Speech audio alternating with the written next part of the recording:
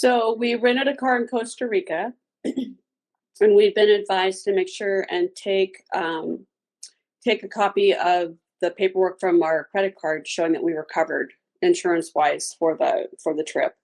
Um, and so we did that. And when we got there, we flew all night because we flew from Washington State to Costa Rica. When we got there, it was the middle of the next day, and the woman at the car rental place informed us that that paperwork was no good, that I had to have a policy stating specifically that I was covered in Costa Rica for over $1 million. Now, whether that was 1 million colones or 1 million US dollars, I'm not sure. When I had tried to have a discussion with her, she got very argumentative and basically said, you either pay this or you don't rent a car. So we did, because we were tired and wanted to get to the hotel. Later on, we were talking to a couple of our tour guides. So we talked to 3 different tour guides who all said, that's not standard policy. They should give you that money back. It's a suggestion only. And so when I got home, I confronted them about it, and they said that I declined the insurance, but the box to decline it was actually X'd out. So there was no way I could even sign that where I declined the insurance. So I've contacted them.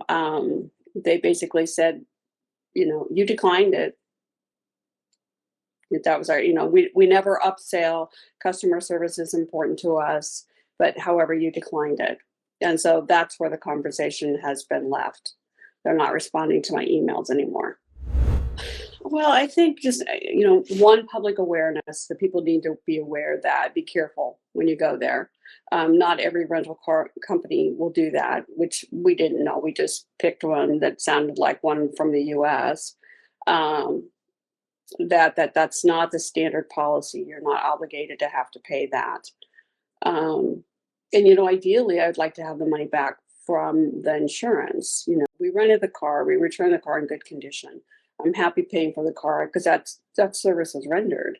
I didn't need the insurance. I didn't want to pay for the insurance. I did contact, you guys recommended a law service, and I did contact them. And what they recommended is that I go through the bank and have them deny that particular charge, because since it's out of the US, there's not a whole lot of other options. I think just that it wasn't even a conversation. It was, the woman wasn't willing to even have a discussion with me, explain it to me. When I went back to turn the car back in and I tried to have a conversation and said, this is what I've been told by locals, that this is like a deposit, we should be getting this back. And they're like, oh no, you declined it. And I'm like, no, I didn't. My husband and I were both there. We didn't decline it. We debated it with them. We said, this isn't our understanding. This wasn't what we were told. And there was nothing we could do about it. So I felt pretty powerless, really. I think maybe making sure that that's clear. It's always tough when you're renting in another country and you have a language barrier, but making sure that there's a specific policy that you have to have, which, as far as I know, I don't even know how you get that. That provides X amount of damage coverage should you rent a car. Making sure that that's clear, having that discussion in a way that's not argumentative, explaining maybe why the bank credit card statement, which I was told to bring and I did bring, that showed we had coverage, was not adequate, and giving us other options. I hope it's a way of putting pressure on them to do the right thing. Whether that impacts me or it impacts the next 300 people that go through there and rent a car, that they step up and they quit upselling their insurance and making you feel like you have no choice to buy it, because it was almost $400. So the car rental ended up being over $1,000 total, which is really pretty outrageous for a car rental. I would avoid it. Unless you're happy paying for the insurance. Some people are good paying for the insurance. They sleep better at night having that. I don't see the point of being overinsured. It's just a waste of money for me. So I would avoid them.